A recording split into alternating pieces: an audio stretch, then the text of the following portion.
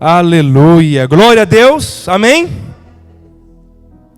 Queridos, após aqui nosso culto, não vai embora, nós serviremos aqui um café da manhã, aleluia, será um prazer tomar um café com você, glória a Deus, aleluia, então não vai embora, vamos ter um momento de comunhão aqui, para nós servirmos um café, um lanche, aleluia, glória a Deus.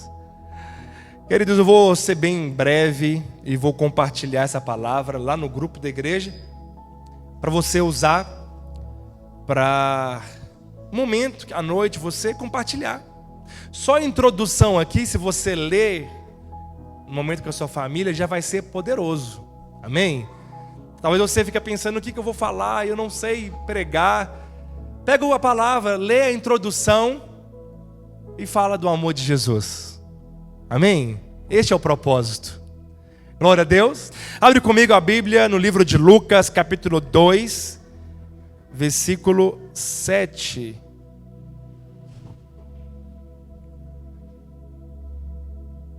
Lucas, capítulo 2, versículo 7. Que diz assim: Então, Maria deu à luz o seu filho primogênito. Enfaixou o menino e o deitou numa manjedoura, porque não havia lugar para eles na hospedaria. E o tema da minha palavra é: há lugar para Jesus? Fica essa pergunta no ar e você venha meditar. Há lugar para Jesus? Normalmente, quando uma mulher descobre que está grávida, não importa a condição financeira, ela passa 9 meses preparando o enxoval do seu bebê, prepara a bolsa. Fico vendo as mulheres gravidas. Meses antes, ela já montou ali toda a bolsa, para poder levar para o hospital. Tem tudo ali preparado. Quero profetizar que esse ano 2024 você também terá filhos. Aleluia! Quem quer, receba. Amém? Terá gêmeos. Aleluia! Aleluia! Glória a Deus. Glória a Deus.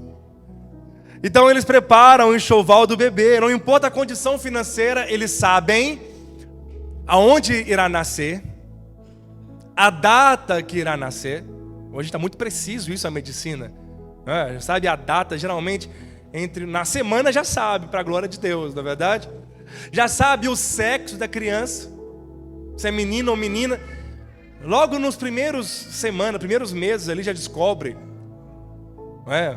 Fazem um exame de sangue, os mais apressados, para saber ali o sexo da criança. Mas naquela época não. Naquela época não sabia quando vinha, exceto Maria. Maria sabia que era o Senhor Jesus. Sabia muito antes. Nós vemos também que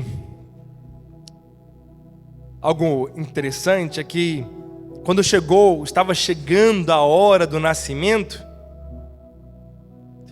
eles foram para Belém. O Evangelho de Lucas relata que quando José chegou lá, próximo, as últimas semanas da sua gravidez, começou a sentir dores de parto. Enquanto José batia de porta em porta, de casa em casa, de estalagem em estalagem, de hotel em hotel, de pousada a pousada, e não havia lugar para Jesus.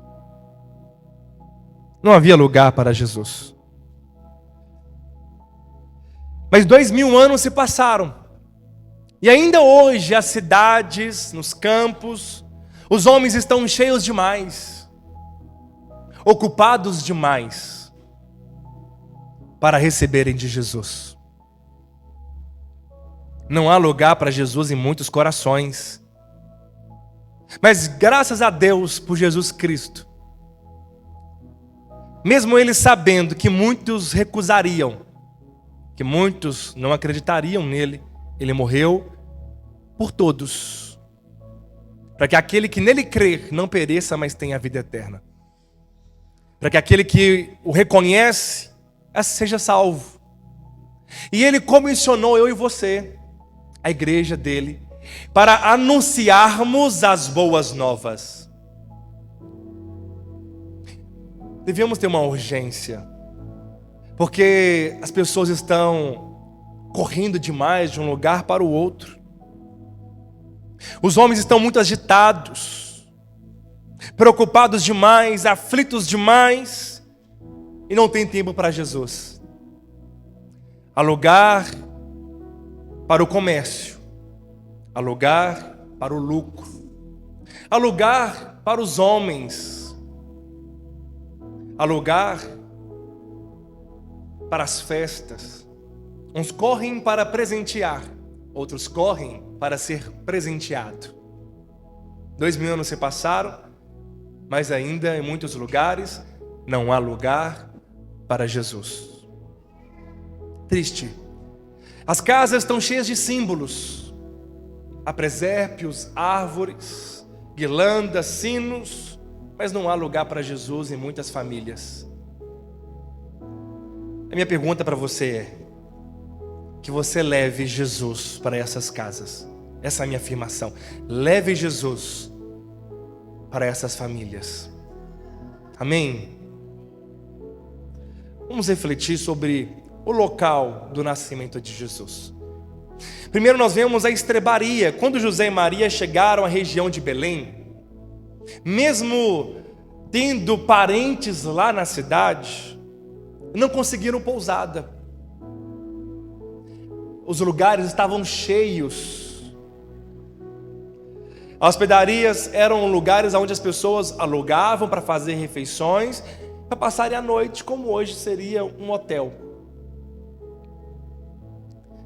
E algo interessante é que naqueles dias a cidade estava movimentada por causa do recenseamento do imperador romano César Augustus. Havia uma grande movimentação. Assim também como hoje nas ruas, há uma grande movimentação. Movimentação nos comércios. Hoje comércios abrem, fica até um pouco mais tarde. As pessoas ficam muito desesperadas para presentear tantas pessoas, mas esquecem de levar Jesus. Mesmo quando tem Jesus, precisa de ter o lugar para Ele nas nossas festas. Precisa de ter lugar para Ele em nossas confraternizações, porque é dele que nós estamos falando e é dele que nós estamos comemorando. Nada contra a palavra Natal, mas muitas vezes hoje confunde-se Natal com Papai Noel. Nada contra este homem, Papai Noel, chamado sob o nome de Nicolaus, era o nosso irmão em Cristo. Era alguém temente a Deus, era alguém fervoroso, que em épocas como essa comprava presentes e davam para as crianças carentes. Este era. Então ele existiu, aconteceu, mas ele não é o foco. Ele é apenas um cristão que já se foi. Hoje o foco é o nosso Senhor Jesus. Sempre foi o nosso Senhor Jesus. Amém, queridos? A Igreja Católica usou e colocou como santo, como fez também com o apóstolo Pedro, o apóstolo Paulo e todos os outros apóstolos. Os homens, os cristãos de antigamente. A boa notícia é que todos nós hoje somos santos. Paulo se refere aos irmãos da Galácias, de Éfesos, aos santos que se reúnem lá nas Galácias, aos Gálatas, aos santos que reúnem na igreja de Éfeso. Então, hoje nós somos estes. Está dando, acho que eco agora. Vamos acertar aí, aleluia, em nome de Jesus. Sabe, queridos, então o casal chega naquele dia, naquela cidade, sem saber aonde passaria a noite. Olha aqui as mulheres, você que é mãe, você que é avó também, aleluia. Imagina a aflição de Maria e de José. aflição, está sentindo dores de parto, não se pode vir em qualquer momento, não nasce no hospital como hoje, mas nas casas, e José batendo em porta, de casa em casa, e não havia lugar, e sem saber aonde passaria a noite, aonde teria a sua criança, o Senhor e Salvador das nossas vidas. Era aflição, era angústia no coração, mas Deus já havia preparado um lugar para o seu nascimento. Deus preparou um lugar, uma estrebaria. Sabe, algo interessante é porque os lugares estão sem vagas, estão cheios. Assim também as pessoas estão cheias demais,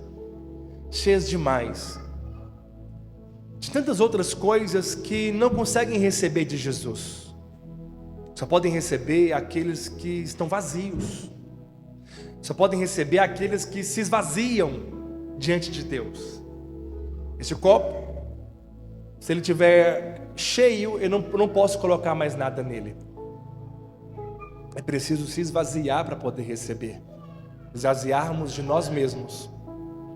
Esvaziarmos tudo aquilo que nós aprendemos, paradigmas errados, esvaziarmos de falácias, de culturas que contradiz a palavra de Deus. Sabe, queridos, uma cultura do comércio, do consumismo, não do Natal. O Natal é o nascimento do nosso Senhor e Salvador. Importante sim que você reúne com a sua família, que você tenha um momento de comunhão com eles, que você fala de Jesus neste lugar, sempre colocando Jesus no centro dos nossos corações, no centro de nossas festas. Amém? Que haja lugar para Jesus sempre. Em cada porta que José batia, eu ouvia as mesmas respostas: desculpe, mas a casa está cheia. Vocês reservaram vaga? Assim que você chega num hotel de última hora, eles perguntam: você reservou vaga? Infelizmente, devido a isso, não tinha lugar, mas havia um outro lugar, uma estrebaria simples. Foi o único lugar encontrado para receber José, Maria e Jesus. E aquele lugar foi preparado por Deus para o nascimento do Rei do Universo. Essa estrebaria disponível representa corações que estão abertos para receber Jesus. Um coração que já se ocupou com tantas outras coisas, problemas, preocupações, mas agora está aberto para Jesus. Quantos estão com o seu coração escancarado para Jesus? Amém? Aleluia! Já ouvi muito dizer, não sei quem é o autor dessa frase antiga, que dentro de cada coração humano há um vazio tão grande que cabe Deus dentro. E esse vazio é o que precisa ter para que Jesus seja completamente preenchido. Salomão, quando escreve Eclesiastes, foi um homem que experimentou de tantos prazeres, todos eles possíveis. Havia muito dinheiro, havia muita fama, havia muitas mulheres, havia relações com muitas mulheres, havia fama, prestígio, havia terras e terras, era dono de tudo aquilo que tinha, fez parcerias e fez acordos, alianças com outros povos. Ele tinha os melhores vinhos, ele tinha os melhores animais que tinha lá no seu palácio, em volta dele. Era um grande zoológico que estava ali. Não havia nada que faltasse para Salomão referente às coisas terrenas. A prata para ele não valia mais nada, porque tudo era com ouro, e o ouro em abundância do melhor. Mas quando ele diz em Eclesiastes 3, ele diz que tudo é vaidade, porque Salomão, ao experimentar de tudo e preencher o seu coração em tudo, não foi possível ocupá-lo. Em Eclesiastes 3 ele disse que tudo é correr atrás do vento, tudo é vaidade, porque Deus colocou a eternidade nos nossos corações. A eternidade é Jesus. Há lugar para Ele aqui nesta manhã, há lugar para Ele na sua casa, há lugar para Ele na sua família, porque você abriu a porta para o Senhor e Ele entrou e ceiou com você, e você ceará com Ele para todo sempre, amém? Mas devemos levar Jesus aonde não há lugar. Sabe, queridos, as prefeituras, elas iluminam e gastam milhões, são milhões, para iluminar praças e a cidade. Mas quantos corações estão em trevas, porque não há lugar para Jesus? Nas praças, nas casas, há músicas e danças, mas nos corações há uma tristeza e vazio, porque não há lugar para Jesus. Nós devemos sempre fazer da nossa festa um lugar de salvação, um lugar de gratidão, um lugar de amor e de compartilhar dos dons que Deus nos deu.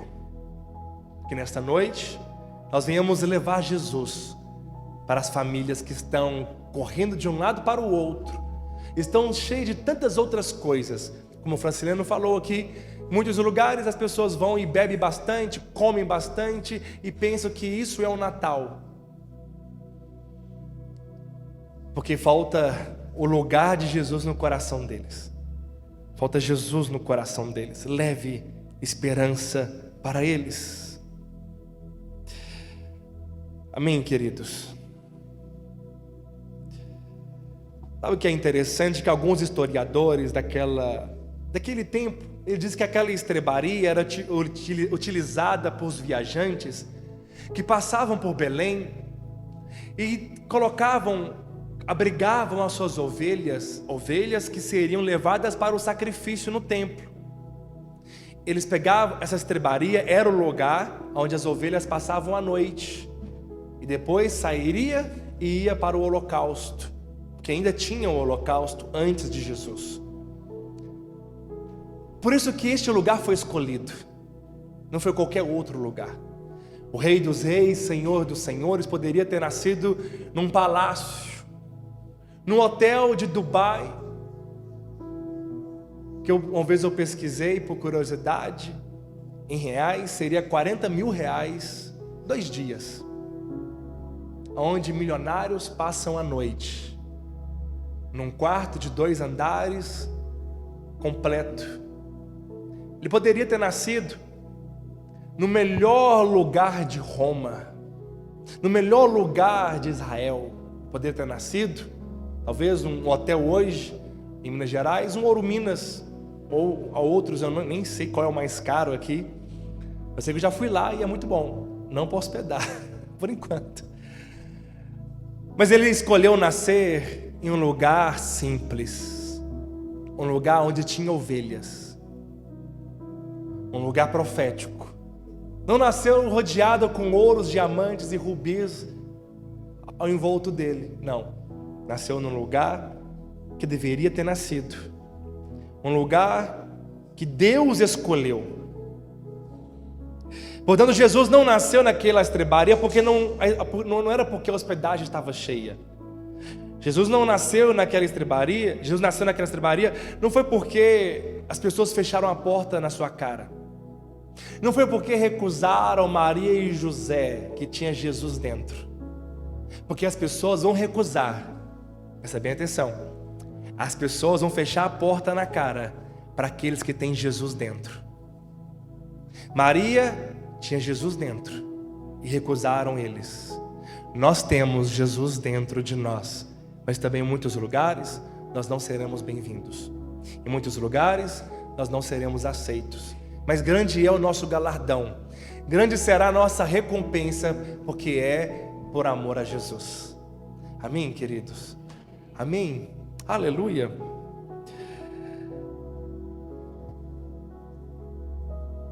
Segundo, os panos que Jesus foi enfaixado. Nós lemos em Lucas 2, que quando ele nasceu, enfaixou-lhes.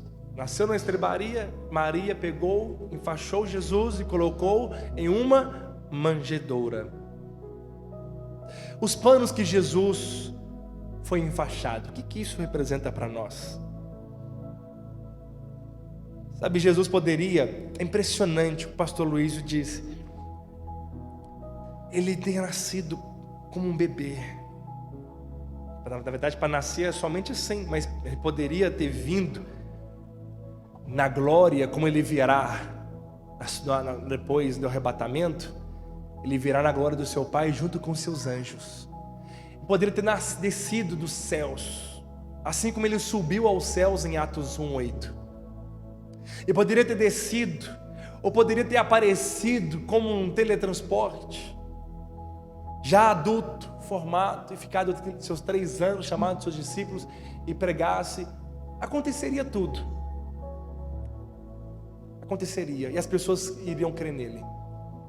Mas Deus escolheu nascer em uma criança.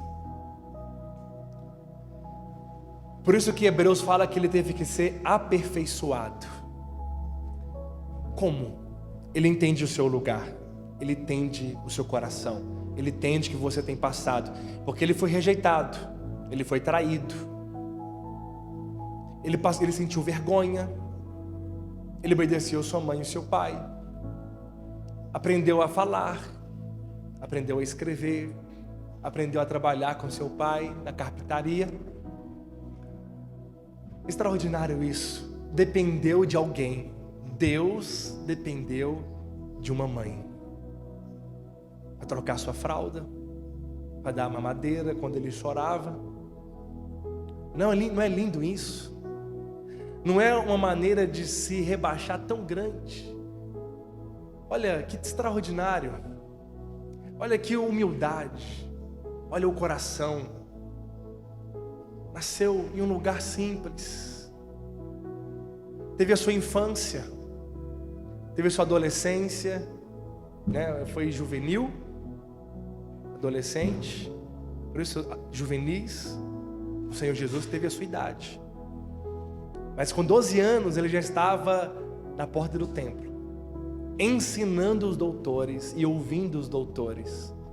Extraordinário isso. Estava no melhor lugar que poderia estar, assim como você está no melhor lugar que pode estar. Amém, juvenis? Amém, irmãos? Este é nosso Senhor. E quando ele nasceu, então colocou ele num feixo, né? Enfaixou. Lucas 2:7. Então Maria deu à luz e seu filho primogênito enfaixou o menino.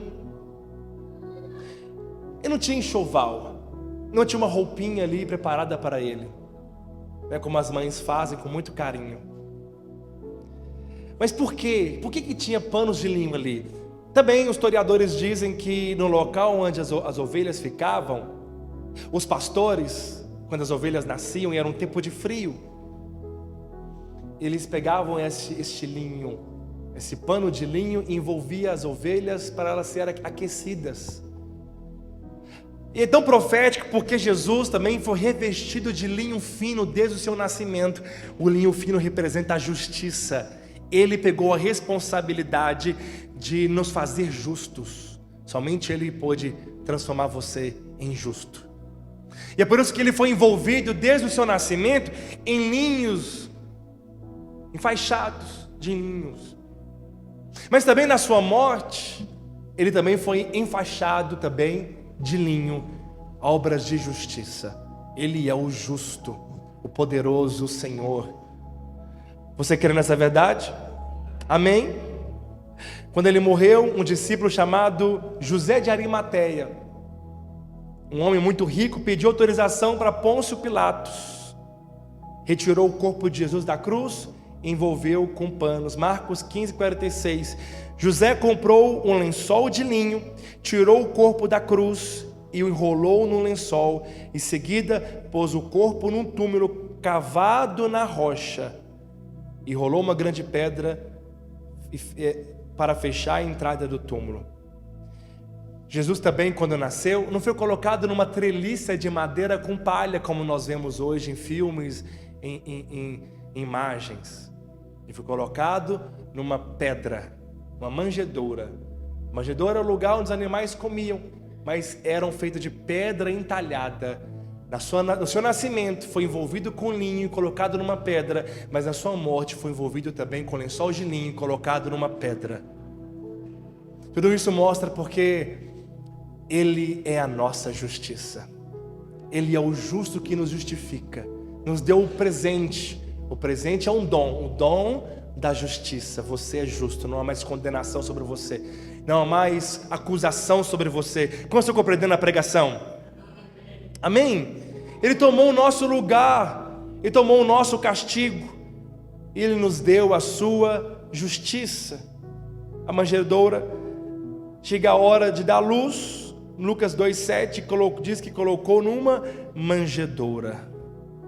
Este é o lugar que Jesus estava.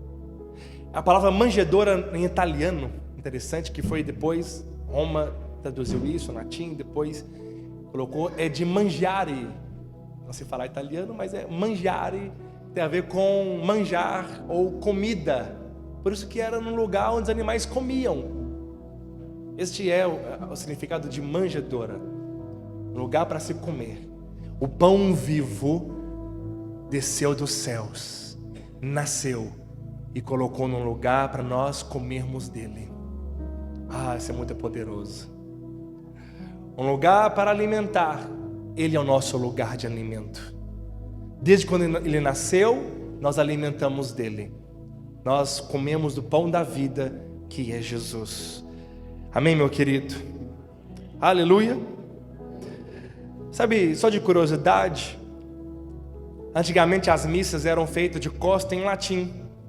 Mas tinha um recurso depois da missa, no lugar de fora, que eles faziam algumas peças simples, rústicas, para as pessoas entenderem o que o padre tinha dito, porque eles não sabiam. Naquele momento a Igreja Católica tinha, o domínio dos templos e catedrais e do culto público.